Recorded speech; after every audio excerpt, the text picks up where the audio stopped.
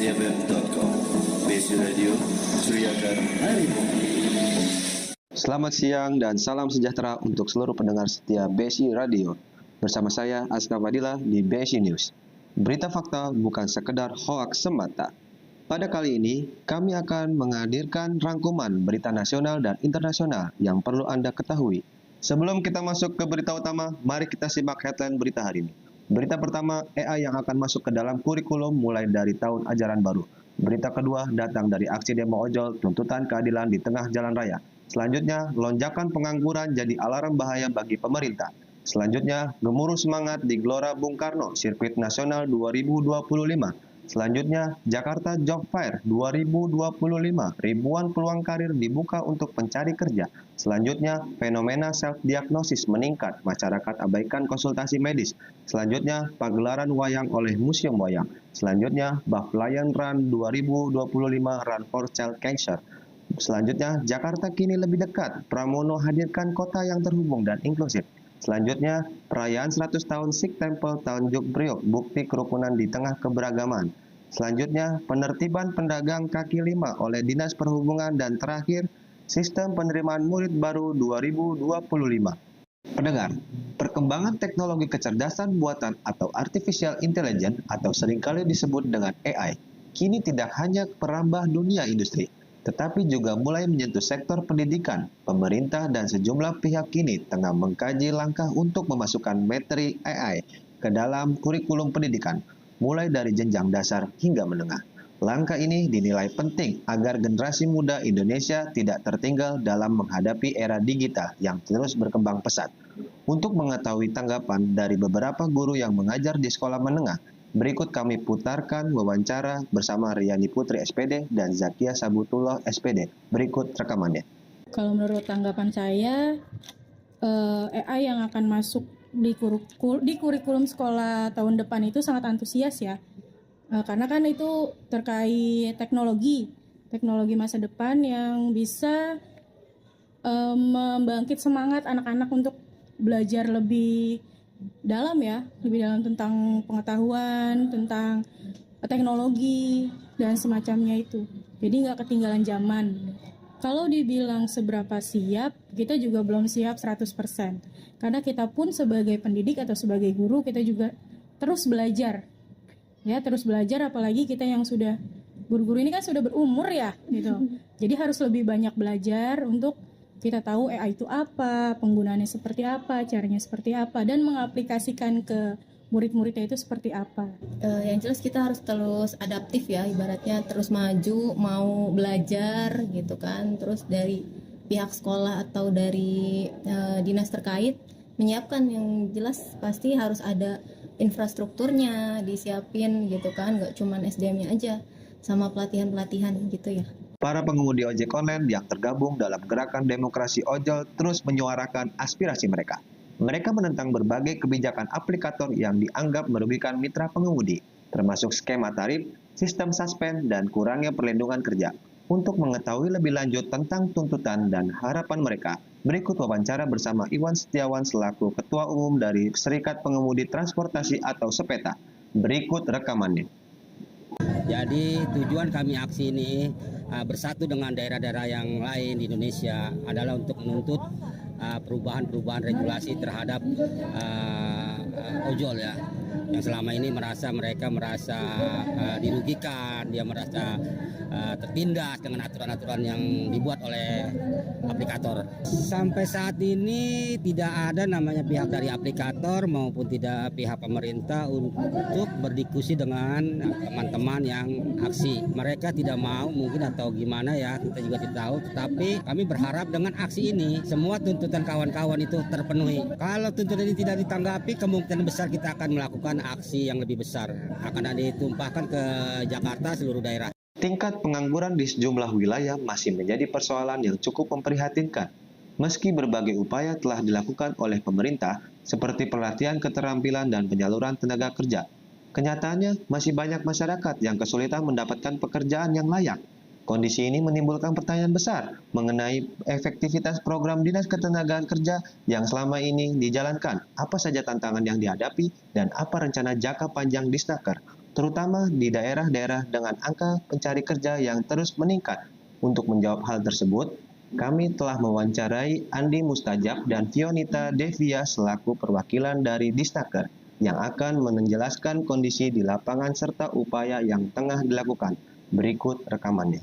Jadi tantangan itu pasti ada dong setiap pekerjaan dan punya risiko. Terkait dengan risiko dan tantangan itu memang di setiap provinsi, di setiap kota negara apapun kalau bicara pengangguran tuh pastilah ada ya kan. Nah, dalam hal ini Dinas Tenaga Kerja, Transmigrasi dan Energi sudah membuat beberapa regulasi dan upaya-upaya dalam menangani tantangan tersebut atau pengangguran tersebut, yang itu diantaranya program-program di sini ada rekan saya Ibu Pio dan Pak Moyo itu terkait program Job Fair. Jadi memang kalau dari sisi data ketenaga kerjaan, tingkat pengangguran terbuka di DKI Jakarta itu masih didominasi oleh lulusan pendidikan SMA dan SMK. Selain itu juga tingkat pengangguran terbuka dari sisi perguruan tinggi mengalami peningkatan beberapa tahun terakhir, meskipun secara kumulatif, secara provinsi angkanya persentasinya menurun. Nah, akan tetapi meskipun penganggurannya ini DKI Jakarta masih ada dan masih perlu menjadi perhatian, tingkat kesempatan kerja ini di DKI Jakarta masih yang tertinggi. Jadi masih banyak kesempatan kerja yang bisa dimanfaatkan oleh teman-teman.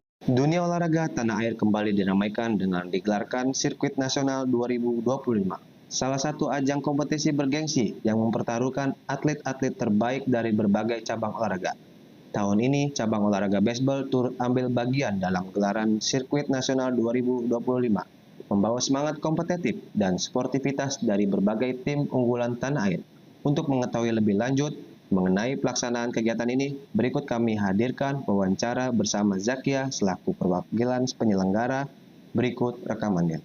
Jadi memang untuk olahraga softball sendiri di Jakarta itu fasilitasnya memang hanya ada di GBK untuk saat ini. Kalau di luar Jakarta mungkin di area Jabodetabek itu kita ada lapangan lagi, yaitu di Alsut, cuman memang tidak memungkiri untuk supaya acaranya bisa diselenggarakan di sana. Jadi memang semua base-nya lebih banyak untuk olahraga softball dan baseball sampai slow pitch pun juga semuanya di Jakarta, jadi kita selenggarakannya di GBK. Yang pastinya di setiap event itu selalu masalahnya beda-beda, tapi yang pasti adalah tujuan kita itu ingin mengumpulkan semua daerah untuk datang dan mengikuti kompetisi ini, yaitu Kejurnas Base. Namun memang tidak semua daerah bisa ikut serta dalam kejuaraan ini. Bisa dikarenakan dana, bisa dikarenakan juga tidak ada pemainnya. Untuk saat ini kejuaraan nasional ini kan sebenarnya open ya. Open itu berarti dia dari skala semua umur itu bisa mengikuti. Harapannya adalah sebenarnya supaya bisa menginspirasi anak-anak muda di luar sana yang terutama junior-junior, dan mereka juga supaya dapat kesempatan di kejuaraan ini untuk bermain bersama dengan seniornya. You're listening www.bcfm.com. Besi Radio, Suriakan Harimau. Capek macet? Naik Transjakarta solusinya. Dengan fasilitas jadwal tepat waktu, biaya terjangkau, dan punya jalur khusus tersendiri. Hemat waktu, hemat biaya. Untuk kota yang lebih baik, yuk kita naik Transjakarta. You're listening www.bcfm.com. Besi Radio, Suriakan Harimau. Upaya untuk menekan angka pengangguran dan mempertemukan pencari kerja dengan dunia industri kembali digelar melalui acara Jakarta Job Fair 2025. Acara bursa kerja tahunan ini menjadi salah satu momentum penting, khususnya bagi lulusan baru dan para pencari kerja aktif, untuk mendapatkan informasi dan peluang kerja dari berbagai perusahaan ternama. Untuk mengetahui lebih dalam mengenai pelaksanaan dan harapan dari kegiatan ini, berikut kami hadirkan wawancara bersama Mika Januar selaku perwakilan dari penyelenggaraan Jakarta Job Fair 2025. Berikut rekamannya. Ya, kita memang tujuannya untuk menjembatani aja perusahaan dengan pencari kerja. Apalagi kan saat ini kan pengangguran cukup banyak ya, gitu. Cuman memang antusias pencari kerjanya tuh beda-beda ya, karena seperti kayak di GBK sini, mereka tuh tahu mungkin level-levelnya ya, level untuk S1, S2. Jadi kalau di kita tempel lowongan pun nggak boleh. Gitu. Kalau kita mau tempel lowongan banyak sekali perusahaan-perusahaan dari luar kota yang TBK itu mau nitip lowongan, tapi kita nggak mau. Jadi kalau misalnya job fair di kita itu terbuka sistemnya. Jadi pencari kerja datang, mereka tidak kecewa, mereka sesuai dengan apa yang kita publikasikan, mereka datang bertemu langsung dengan HRD. Itu seperti itu. Pendengar, di era digital seperti sekarang ini sangat mudah untuk mendapatkan informasi kesehatan. Namun, kemudahan ini juga menyebabkan fenomena yang mengkhawatirkan, yaitu banyaknya orang mendiagnosis kondisi kesehatannya sendiri tanpa berkonsultasi terlebih dahulu. Dengan tenaga medis profesional, lantas apa yang akan terjadi dengan kebiasaan ini? Dan bagaimana masyarakat harus bertindak terhadap berita kesehatan yang tersebar luas di media sosial? Berikut rekaman wawancara dengan Dr. Ahwat. Karena dokter begini, mendiagnosa itu kan juga berdasarkan ya memang apa yang diperiksa, tapi adakah penyakit lain yang sedang diderita atau bagaimanakah riwayat kesehatannya atau bagaimana riwayat alerginya, itu kita harus tahu. Jadi nggak sembarangan. Itu pasti membahayakan apalagi secara jangka panjang, memang itu yang membahayakan untuk pemakaian obat-obat atau fenomena sekarang mendiagnosa sendiri. Kayaknya gua ini nih sakit radang tenggorokan, tapi kan belum tentu. Kalau memang itu keluhan, simptom namanya kalau bahasa kedokterannya.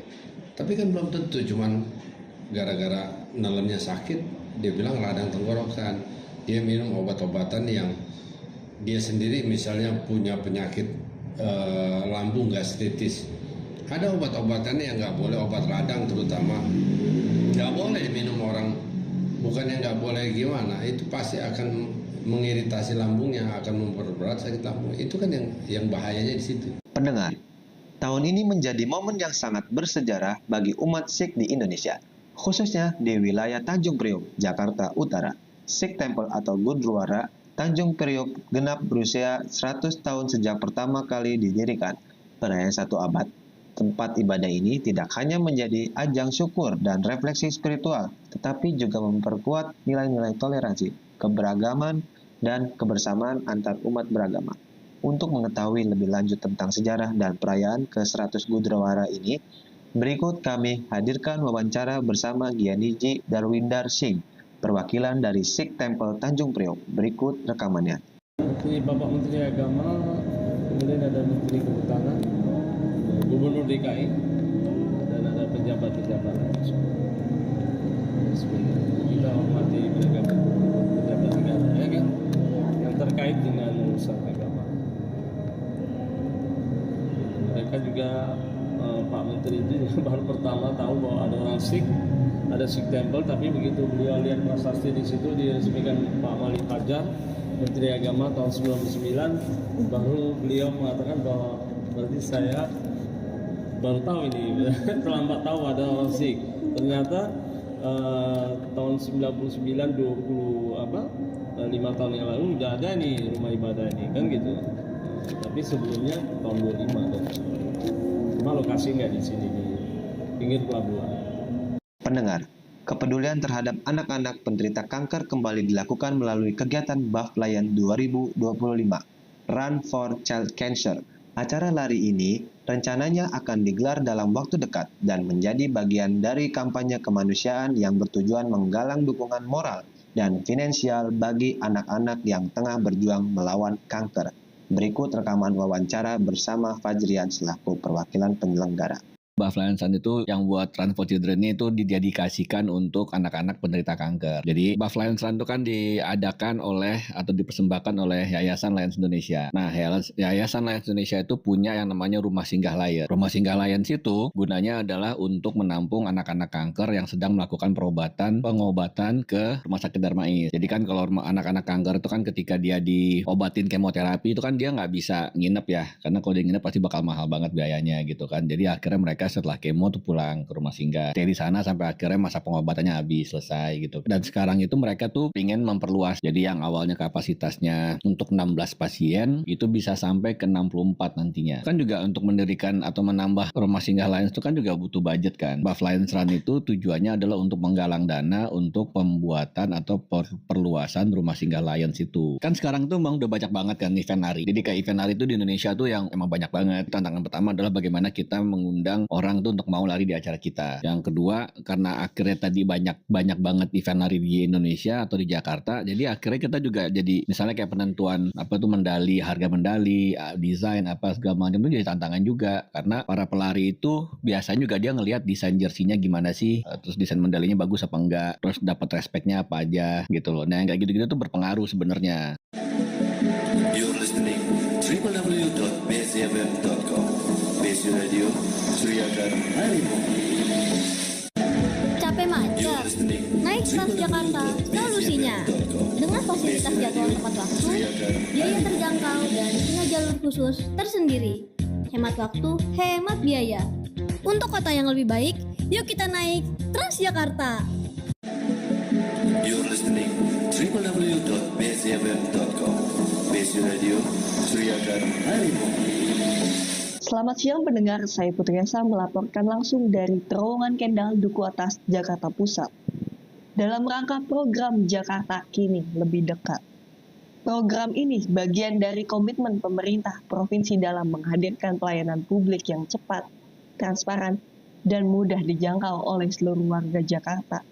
Dalam pidatonya, Gubernur Pramono menyampaikan bahwa program ini meliputi berbagai sektor, mulai dari layanan kependudukan, transportasi, hingga pelaporan keluhan warga yang kini dapat diakses melalui aplikasi dan kanal digital terpadu.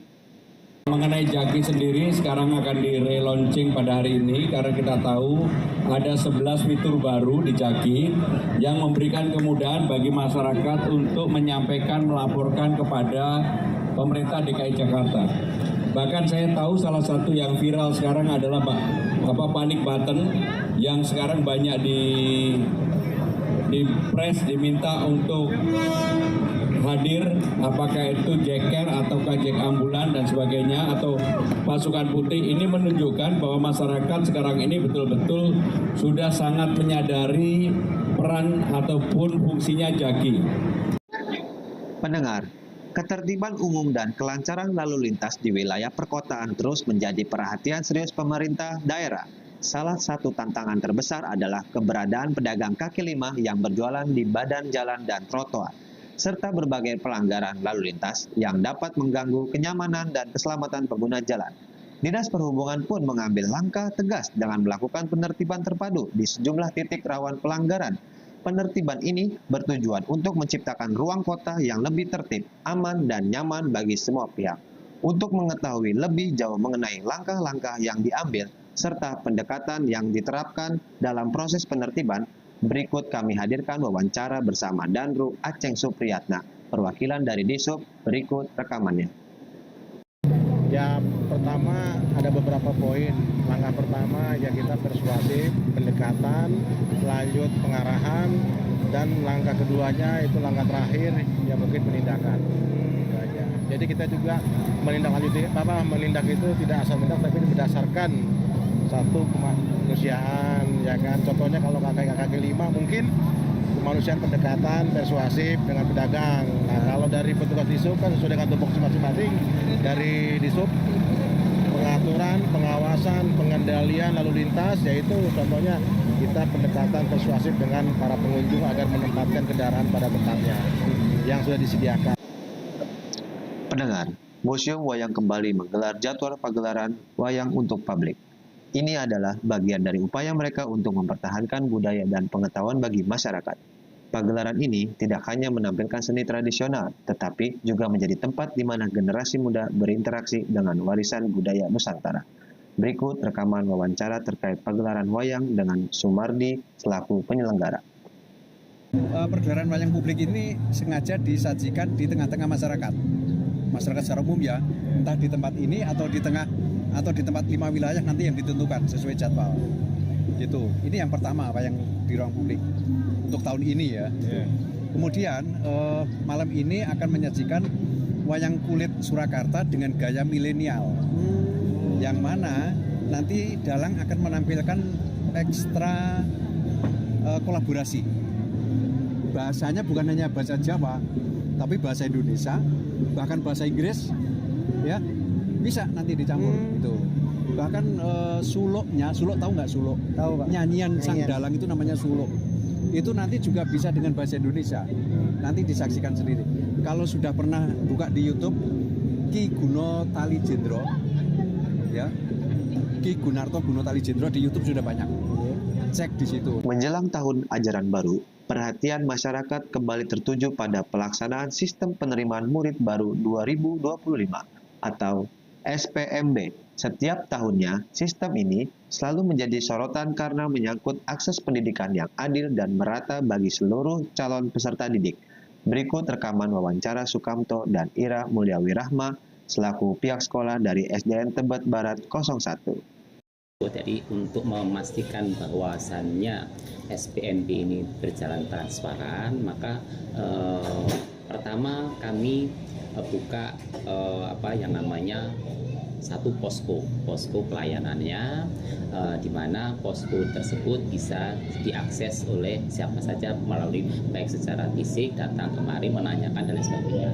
Yang kedua, kami pampang juga pengumuman, di mana yang berisi pengumuman tersebut berisi tentang syarat dan ketentuan untuk penerimaan dalam sistem SPMB, termasuk waktu dan jalur-jalur yang bisa dilalui, begitu.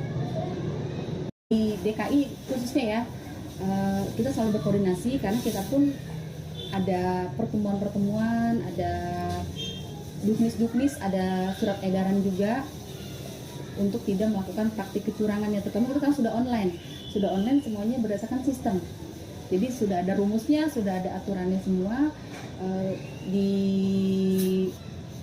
Dikhawatirkan tidak ada hal-hal yang bersifat kecurangan gitu, karena dari segi umur, dari segi domisili, kartu keluarga, semuanya kita sudah by system. Kayak kalau domisili kan dari Dukcapil ya, dari Dukcapil itu kita juga sudah berkoordinasi dengan Dinas Dukcapil gitu. Jadi dari alamat maupun umur sudah terintegrasi semuanya. You're listening www.bsfm.com. BSI Radio, Suriakan Harimau. Mau kuliah berkualitas dengan biaya terjangkau? Universitas Bina Sarana Informatika jawabannya. BSI menawarkan program studi teknologi informasi, bisnis, dan komunikasi dengan fasilitas modern dan dosen berpengalaman. Kampus strategis di berbagai lokasi, jadwal kuliah fleksibel, dan peluang karir yang luas. Gabung sekarang dan wujudkan masa depanmu yang cemerlang. Universitas Bina Sarana Informatika, siap kerja, siap wirausaha.